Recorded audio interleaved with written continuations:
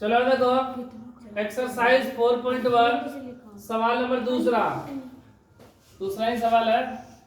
बोले 360 व्यक्तियों के एक समूह में 3 ऋतुओं वर्षा, सर्दी और गर्मी में से अपनी मनपसंद ऋतु के लिए मतदान करने के लिए कहा गया। 360 व्यक्ति और 360 व्यक्ति से पूछा गया कि कौन सा ऋतु आपको अधिक अच्छा लगता है। ठीक है, तो वो कुछ लोगों ने अपना अपना राय दिया। ठीक है, और इससे प्राप्त आंकड़ों को संलग्न चित्र में दर्शाया गया। यहाँ पर चित्र में दिखाया गया कि ये शीत ग्रीष्म ऋतु, ग्रीष्म मतलब गर्मी 90 लोगों को पसंद है। ये वर्षा ऋतु है, यह 120 लोगों को पसंद है। और यह शीत ऋतु 150 लोगों को पसंद है। अगर ये सब जोड़ देंगे तो 360 आएगा। देखो 0 0 0 9 2 11 5 16 के 84 ले 2 360 आएगा ना, क्योंकि अब 360 व्यक्तियों से ही पूछा गया है कि बोला गया 360 व्यक्तियों के समूह में से तो कुल कितने व्यक्ति है? 360 व्यक्ति। 360 व्यक्ति में से 90 व्यक्ति को ग्रीष्म ऋतु पसंद है अर्थात गर्मी पसंद है। 120 लोगों को वर्षा ऋतु पसंद है और 150 लोगों को शीत ऋतु मतलब ठंडा पसंद है। ठीक है, अब इससे संबंधित कुछ सवाल पूछे गए हैं। जैसे पहला सवाल है कि किस ऋतु को सबसे अधिक मत मिला है? सबसे अधिक किस ऋतु को लोग पसंद कर रहे हैं? शीत ऋतु को, ठंडे के ऋतु को। तो कौन सा ऋतु है? शीत ऋतु। शीत ऋतु या ठंड ऋतु, ठंड का मौसम, ये हो गया। ठीक है, दूसरा बोल रहा है कि प्रत्येक त्रिज्यखंड का केंद्रीय कोण ज्ञात करना है। हमें क्या ज्ञात करना है? केंद्रीय कोण तीनों के लिए। और तीसरा बोला इस सूचना को दर्शाने के लिए पाई चार्ट खींचिए। तो पाई चार्ट खींचने के लिए हमको केंद्रीय कोण निकालना पड़ेगा, मतलब कितना डिग्री। तो देखो हम लोग दूसरा यहाँ पर बना रहे हैं, पहला तो हो गया है। देखो केंद्रीय कोण हम लोग कैसे निकालते हैं।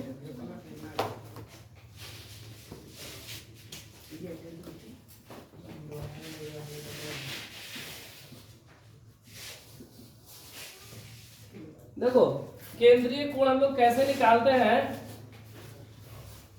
केंद्रीय गलती लिख दी,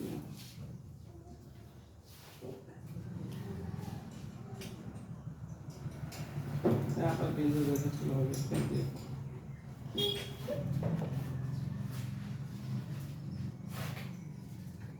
केंद्रीय कोण। ठीक है, ये क्या हो गया? केंद्रीय कोण। देखो हम लोग केंद्रीय कोण कैसे निकालेंगे। केंद्रीय कोण सबसे पहले कुल मिलाकर कितना है? 360। हम लोग किसके लिए निकाल रहे हैं? पहले ग्रीष्म ऋतु के लिए। किसके लिए? ग्रीष्म ऋतु के लिए। पहला ग्रीष्म ऋतु के लिए कुल मिलाकर कितना? 360।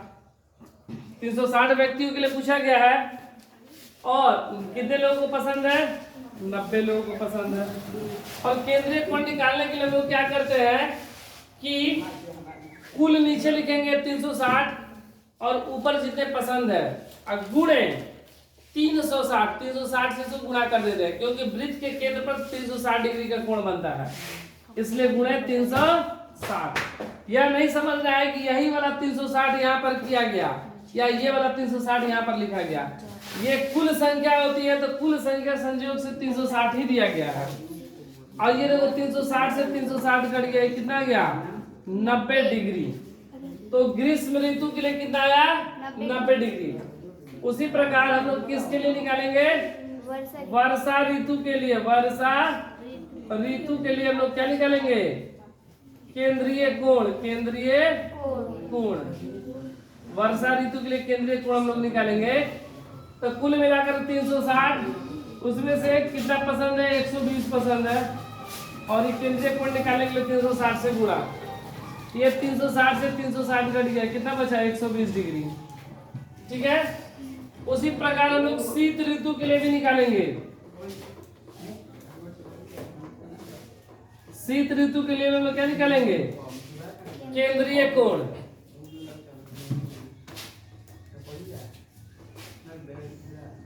केंद्रीय कोण कुल कितना? 150। कुल 360 में 150 लोगों को पसंद है, गुणे 360। 360 से कट गया 150 डिग्री। ठीक है, अब ये बन गया दूसरा। बोल रहा है इस सूचना को दर्शाने के लिए पाई चार्ट खींचना है। क्या खींचना है? Pie chart. तो देखो पाई चार्ट खींचने के लिए क्या करेंगे, सबसे पहले एक वृत्त हम लोग बना लेंगे। क्या बना लेंगे? एक वृत्त जिसकी त्रिज्या कुछ भी हो, ठीक है, त्रिज्या से हमें मतलब नहीं है, वो कितनी भी सेंटीमीटर का त्रिज्या का एक सबसे पहले वृत्त बना लेंगे। और पहला बोल रहा है कि ग्रीष्म ऋतु, देखो त्रिज्या बनाएंगे तो ये हो जाएगा मेरा कितना, ये त्रिज्या हो गया मान लो OA, ठीक है। उसके बाद ग्रीष्म के लिए 90 डिग्री, तो 90 एकदम पूरा सीधा होता है, तो ये मेरा हो जाएगा 90 डिग्री, ये हो जाएगा 90 डिग्री, इसको हम लोग क्या बोलेंगे? ग्रीष्म 90 डिग्री, ठीक है। ये चांद की सहायता से हम लोग निकालेंगे। फिर उसके बाद बोल रहे हैं वर्षा 120 डिग्री, ठीक है। फिर वर्षा 120 डिग्री, तो यहाँ पर निकालेंगे ना, तब कुछ आएगा 90 ऐसे हो जाएगा, यहाँ पर कुछ हल्का सा दिखाएगा, उसे चांद से इसको नाप के निकाल लेना है, ठीक है। ये हो जाएगा मेरा वर्षा 120 डिग्री का वर्षा। और जो एक बच गया वह बच गया कौन सा? 150 डिग्री, जो कि शीत ऋतु होगा। इसे हम लोग चांद की सहायता से नाप कर निकाल लेंगे। इस प्रकार ये तीनों बन गया।